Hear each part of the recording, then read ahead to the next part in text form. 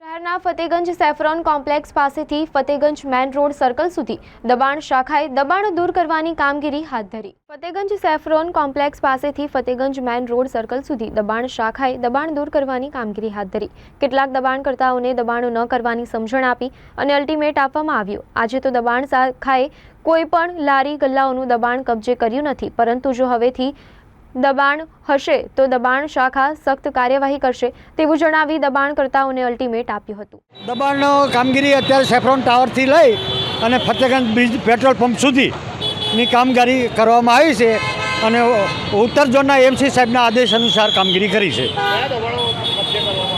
કબજે એટલે લારી ગલ્લાઓ બધા ઉત્તર ઝોનના જે એમસી સાહેબ સ્થળ પર હાજર હતા અને એમને કીધું કે આજનો દિવસ છોડી આપો અને ફરીથી હવે લાગે તો આપણે જપ્ત કરી લઈશું। એટલે આજે ટોટલી લારી ગલ્લા હટાવી અને રોડ ખુલ્લો કરેલ છે। બસ હાજી, બંને સેફ્રોન ટાવરથી લઈને ફતેગંજ પેટ્રોલ પંપ સુધીનો રોડ। મારું નામ દબાણ ઇન્સ્પેક્ટર દેવુભા ગોહિલ।